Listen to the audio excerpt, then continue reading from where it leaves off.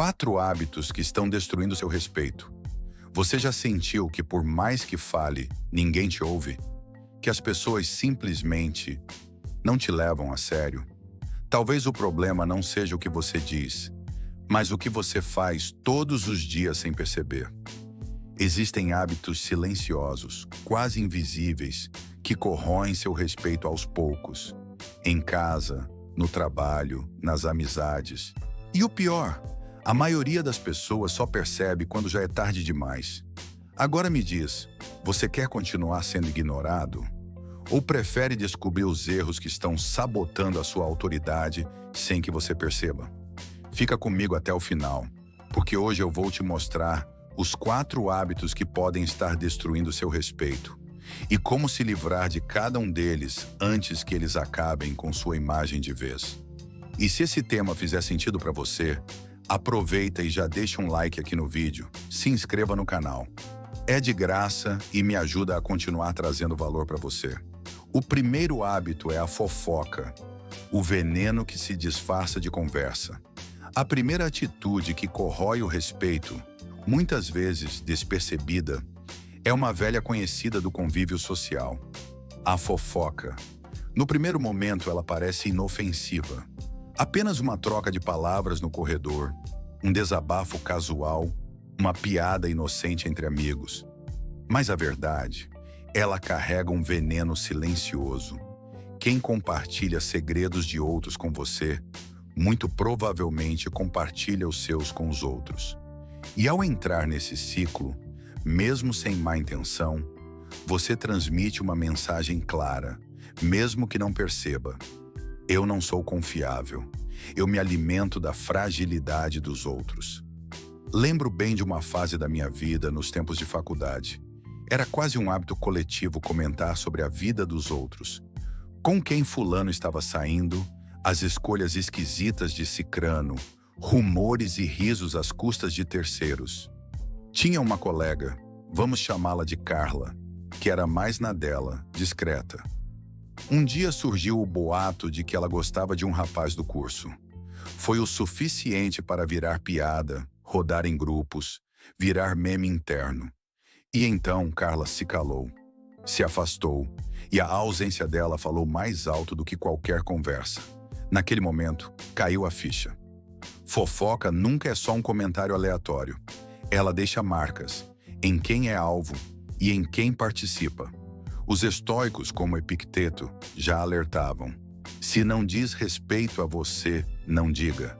Não ouça, não espalhe, porque a fofoca rebaixa você. E mesmo quem não diz nada, percebe. As pessoas pensam, se ele fala assim de alguém que nem está aqui, o que será que diz de mim quando viro as costas? Ser alguém respeitável exige um tipo de coragem sutil. A de escolher o silêncio quando o barulho parece divertido. A de falar de ideias, não de pessoas. De construir, não corroer. Como diz o velho provérbio, mentes pequenas falam de pessoas. Mentes medianas discutem eventos. Mentes grandes debatem ideias. Todos os dias essa escolha está nas suas mãos. Em qual dessas mentes você quer habitar? O segundo hábito é se justificar o tempo todo. Às vezes parece inofensivo, até educado. Você comete um erro pequeno e sente a necessidade de explicar tudo nos mínimos detalhes. Chega atrasado e já solta um discurso inteiro. Recebe uma crítica e imediatamente tenta se defender. Mas o que parece humildade pode soar como insegurança. Quem se justifica demais transmite uma mensagem sutil. Eu preciso ser aceito. Preciso da sua validação. E isso, com o tempo, mina o respeito. Porque o respeito nasce da firmeza, não da ansiedade em agradar. Lembro de uma época em que eu fazia isso o tempo todo, sempre justificando cada ação, cada escolha. Era como se eu tivesse medo de ser mal interpretado. Até que um mentor me disse, você não precisa explicar tudo, basta assumir, corrigir e seguir em frente. A partir dali, comecei a perceber, quanto mais você tenta convencer os outros, menos convincente parece. Nem tudo precisa de explicação. Às vezes, Um simples "foi erro meu" já basta. E isso mostra força, não fraqueza.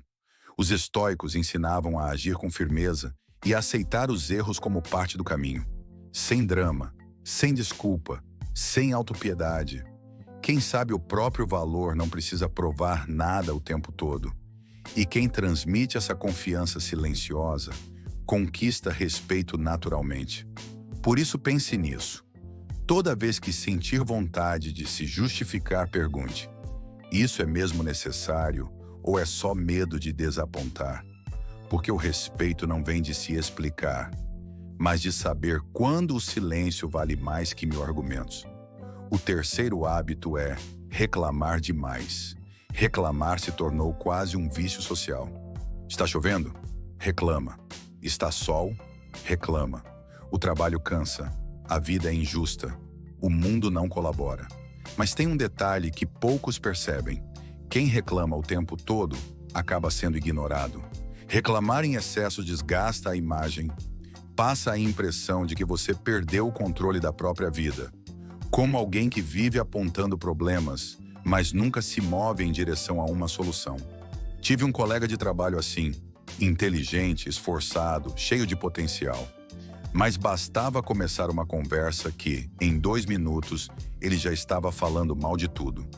Do chefe, do tempo, da política, da comida. E sabe o que aconteceu? As pessoas começaram a evitá-lo. Não por maldade, mas por desgaste. O respeito se afasta de quem vive na lamúria.